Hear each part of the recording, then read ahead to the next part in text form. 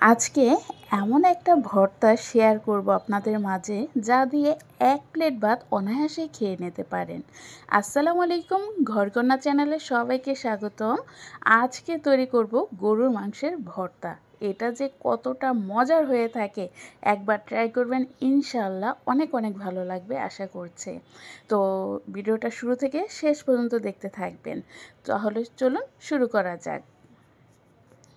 প্রথমেই চুলায় একটি কড়াই বসিয়ে দিলাম, তার মধ্যে দিয়ে দিলাম 5টা মাঝারি সাইজের পেঁয়াজ।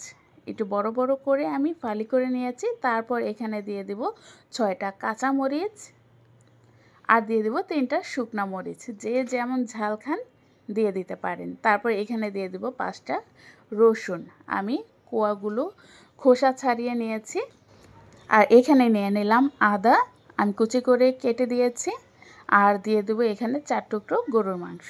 আপনারা চাইলে কম বেশি করেও নিতে পারেন, সেক্ষেত্রে পেঁয়াজ এবং রসুনের পরিমাণটাও কিন্তু কম হবে। তো আমি গরুর মাংসটা একদম পোতার সাহায্যে থেতলিয়ে নিয়েছি, আপনারা চাইলে একদম কুচি কুচি করেও কেটে নিতে পারেন। তারপর এখানে দিয়ে দিলাম সয়াবিন তেল। আমার সরিষার তেলটা ছিল না, আপনারা সরিষার তেলটা দিয়ে তৈরি করে নেবেন। তারপর এখানে দিয়ে দিলাম স্বাদ অনুযায়ী লবণ, হাফ চামচ হলুদের গুঁড়া, আর দিয়ে দেব সামান্য একটু গরম মশলার গুঁড়া। জাস্ট এইটুকু উপকরণেই এখন এটা নেড়ে চেড়ে মিক্স করে নেব মশলাগুলোর সাথে। তারপর একটু ভেজে নেব, আর এটা নরম হওয়ার আগ পর্যন্ত একটু ভেজে নিতে হবে। এই তো খুব সুন্দরভাবে ভেজে নেওয়া শেষ। তারপর এর মধ্যে দিয়ে দেব সেদ্ধ হওয়ার জন্য পরিমাণ মতো পানি। এই তো পানিটা দিয়ে আমি ঢাকনা দিয়ে ঢেকে দিচ্ছি। তো মাঝে আমি কয়েকবার নেড়ে দিব ঢাকনাটা উল্টিয়ে। এটা সেদ্ধ হওয়ার আগ পর্যন্ত আমাকে রান্না করে নিতে হবে।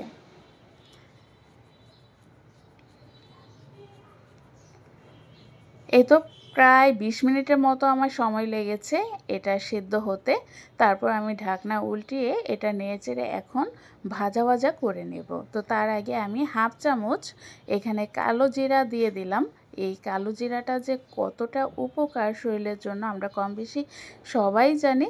তো আমার কাছে কালো জিরার ফ্লেভারটা ভালো লাগে, তার জন্যই দেওয়া। আপনারা চাইলে এই কালো জিরাটা স্কিপ করতে পারেন, তবে দিলে ফ্লেভারটা খুবই ভালো আসে।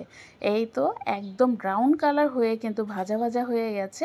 তো এই পর্যায়ে আমি কিন্তু চুলা থেকে নামিয়ে ফেলবো, আমারটা একদম রেডি ভর্তার জন্য।